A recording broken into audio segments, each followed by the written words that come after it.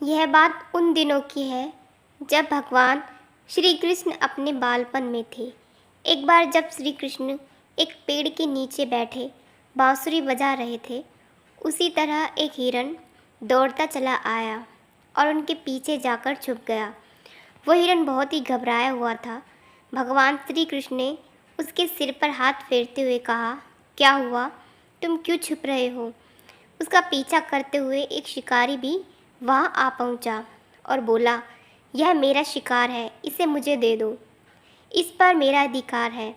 तब भगवान श्री कृष्ण बोले, हर जीवित जीव पर उसका खुद का अधिकार होता है, न कि किसी का। तब वह शिकारी क्रोध में बोला, यह मेरा शिकार है, इसे मैं पकाकर खाऊंगा। तब भगवान श्री कृष्ण बोले, किसी भी जीव को मारकर खाना पाप की श्रेणी में आता है। क्या तुम पाप के भागी बनना चाहते हो?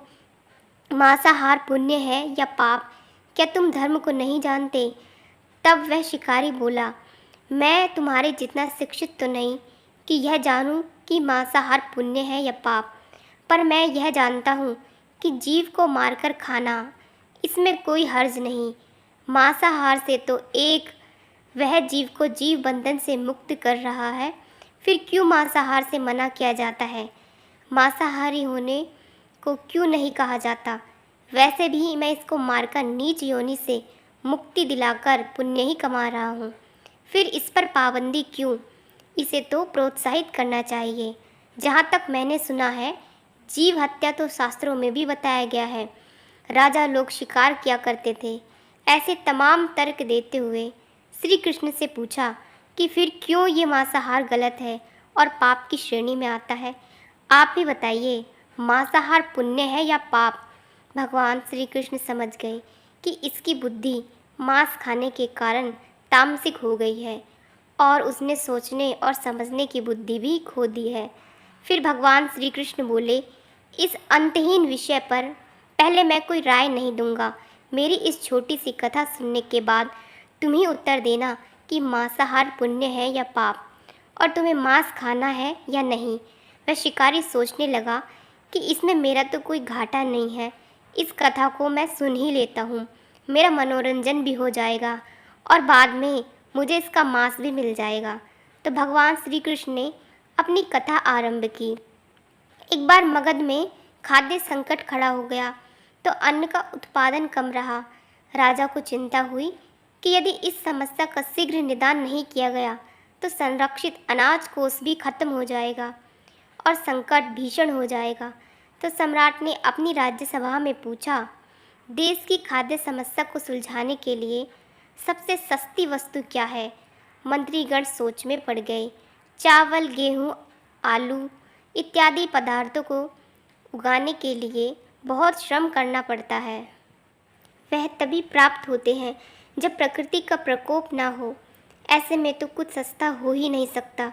तभी शिकार का शौक रखने वाले एक मंत्री ने सोचा कि यही उत्तम अवसर है, क्यों ना अंधाधुंध शिकार के लिए राजा की अनुमति ले ली जाए।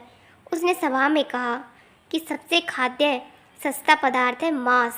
इसके लिए धन का खर्च भी नहीं है और पौष्टिक खाना भी मिलता है। सभी सामंतों ने इस बात का समर्थन कर दिया, लेकिन मगध के प्रधानमंत्री अभी भी चुप थे। सम्राट ने पूछा, प्रधानमंत्री आप चुप क्यों हैं? आपने कोई अनुमोदन नहीं किया, आपका क्या मत है? प्रधानमंत्री ने कहा, मैं यह नहीं मानता कि यह कथन सही है कि मांस सबसे सस्ता पदार्थ है। फिर भी इस विषय पर मैं अपने विचार आपके सामने कल रखूँगा। प्रधानमंत्री उसी रात मांसाहार का प्रस्ताव रखने वाले सामंत के घर पहुँचे।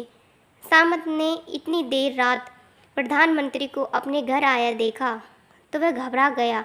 किसी अनिष्ट की आशंका से वह कांप गया। प्रधानमंत्री ने कहा, संध्या को महाराज बीमार हो गई, उनकी हालत बहुत ही खराब है।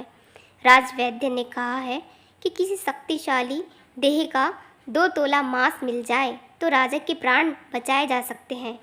आप महाराज के सबसे विश्वास पात्र हैं, इसीलिए आपसे योग्य कौन होगा? इसके लिए आप जो भी मूल्य लेना चाहें ले सकते हैं। आप कहें तो इस काम के लिए मैं आपको 1 लाख स्वर्ण मुद्राएं भी दे सकता हूँ। एक बड़ी जागीर भी आप मांग सकते हैं। बस आप अपनी इच्छा कहें, मैं कटार से आपके हृदय को चीरकर बस 2 तोला मांस निकाल लूँगा। यह सुनकर सामंत के चेहरे का रंग फीका पड़ गया।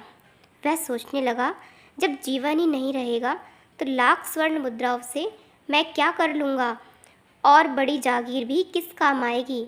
वह झटपट अंदर भागा और अपनी तिजोरी से 1 लाख स्वर्ण मुद्राएं लेकर आया। मुद्राएं देकर उसने प्रधानमंत्री के पैर पकड़ लिए और गिड़गिड़ाते हुए बोला, श्रीमंत, मैं आपकी 1 लाख मुद्राओं में अपनी 1 लाख मुद्रा और मिलाता हूँ। इस पैसे से आप किसी और सामंत के हृदय का मांस खरीद लें, किंतु मुझे जाने दें, यह बात किसी और को पता न चले। मैं आपसे आग्रह करता हूँ। प्रधानमंत्री जी यह सब समझ चुके थे। वह उसे थोड़ी और मानसिक पीड़ा देना चाहते थे। प्रधानमंत्री ने आगे कहा, सामंत, आप शरीर से बलिष्ठ हैं, आपकी कद काठी महाराज से मिलती जुलती है, इसीलिए राजवैद्य ने खास तौर पर आप ही का नाम लिया है। आपके दान से हमारे अच्छे राजा की जिंदगी बच सकती है। आप कहे तो मैं आपको प्रधानमंत्री का पद देने को तैयार हूँ और खुद आपका कर्मचारी बनकर रहूँगा, पर प्रजा से हमारे राजा न छीने। सामंत तो फंसता हुआ दिख रहा था। उसने शरीर पर अंग वस्त्र रखकर अपने जूते भी पहन लिए। जैसे ही वह वहाँ से भागने वाला था, वह तुरंत प्रधानमंत्री के पैरों में लेट गया। उसने याचना की कि प्रधानमंत्री, मैं इसके योग्य नहीं हूँ। जब प्राण ही नहीं रहेंगे तो प्रधानमंत्री पद या राजा का सिंहासन भी मिल जाए तो मैं उसका क्या करूँगा। आप चाहें तो मेरा सब कुछ ले लें, पर मेरे प्राण न लें। मैं अपना ये भवन और सारा धन आपको सौंपता हूँ। रातों रात राज्य से निकल जाऊँगा। इतना कहकर वह अपने घोड़े की ओर भागा और जैसे ही अपना घोड़ा गठने लगा, आवाज़ आई, अभी अभी अपने पीछे गए तुम अपने परिवार को भी छोड़े जा रहे हो। सामंत बोला, मेरे प्राण से प्रिय कुछ भी नहीं है। जब जीवन ही नहीं रहेगा तो कुटुंब का क्या करूँगा। जीवन रहा तो ऐसे ही सुखी रह लूँगा। इतना कहकर घोड़े पर छलांग लगाकर बैठ भी गया। वह भी चलने को ही था कि प्रधानमंत्री ने घोड़े की साख पकड़ ली। वह सामंत से बोला, भागने की ज़रूरत नहीं है, आप आराम से घर पर ही रहो, मैं किसी और का प्रयास करता हूँ। यह कहकर प्रधानमंत्री वहाँ से चले गए। प्रधानमंत्री के वहाँ से जाने पर सामंत के अंदर कुछ जान तो आई, परंतु बेचैनी बनी रही। उसकी नींद खराब हो चुकी थी। मुद्राएं लेकर प्रधानमंत्री बारी बारी से सभी सामंतों के घर पहुँचे और सभी से राजा के लिए हृदय का 2 तोला मांस मांगा, परंतु कोई भी राजी नहीं हुआ। सबने अपने बचाव के लिए प्रधानमंत्री को लाख और 5 लाख मुद्राएं तक दे दी। इस प्रकार प्रधानमंत्री ने एक ही रात में करोड़ों स्वर्ण मुद्राएं जमा कर ली। फिर सुबह होने से पहले ही अपने महल में पहुंच गया। अगले ही दिन राजसभा में सभी सामंत समय से पहले ही पहुंच गए। सभी यह जानना चाहते थे कि राजा स्वस्थ है कि नहीं, लेकिन कोई भी किसी से भेद नहीं खोलता था। सबको राजवैद्य की तलाश थी, उनसे ही उन्हें कुछ सूचना मिल सकती थी। प्रधानमंत्री ने सैनिकों को आज्ञा दे रखी थी कि जब तक महाराज राजसभा में न आए, किसी भी सामंत को भी महल से बाहर जाने की आज्ञा नहीं है। राजा सभा में अपनी चिर परिचित गति में आए और अपने सिंहासन पर आकर बैठे। सभी सामंतों ने देखा कि कहीं से भी राजा उन्हें अस्वस्थ नहीं लगे। उन्हें तो कुछ हुआ ही न था। प्रधानमंत्री ने उनसे झूठ बोला। हर सामंत के मन में यही विचार चल रहा था, पर कोई भी किसी और को कुछ भी न बोल रहा था। तभी प्रधानमंत्री ने राजा के समक्ष 1 करोड़ स्वर्ण मुद्राएं रख दी। राजा ने पूछा, ये स्वर्ण मुद्राएं किसके लिए हैं और कहाँ से आई? प्रधानमंत्री ने कहा, 2 तोले मांस के लिए इतनी धनराशि जुटाई है, पर मांस न मिला। अपनी जान बचाने के लिए सामंतों ने यह मुद्राएं दी हैं। अब आप यह विचार कीजिए, मांस कितना सस्ता है। राजा को बात समझ में आ गई। उन्होंने प्रजा को अतिरिक्त परिश्रम करने का निवेदन किया और राजा के अनाज भंडार में से अनाज निकालकर श्रमिकों को दिया गया। उन्होंने पौष्टिक सब्जियों की खेती का तुरंत आदेश दिया। वह 1 करोड़ स्वर्ण मुद्राएं इसी कार्य के लिए और श्रमिकों के कल्याण के लिए खर्च की गई। ऐसी साग सब्जी तेजी से उगी जिससे प्रजा का कल्याण भी हुआ और पौष्टिकता भी मिली। कुछ समय बाद मौसम अनुकूल हुआ और खेती लहलहाने लगी। इस प्रकार राज्य से खाद्य संकट दूर हुआ। तो जीवन का यह मूल्य भगवान श्री कृष्ण हमें इस कथा के जरिए समझाना चाहते हैं कि हम यह न भूलें कि जिस तरह हमें अपनी जान प्यारी है, उसी तरह सभी जीवों को अपनी जान प्रिय होती है। अपने हृदय से जानिए पराये हृदय का हाल।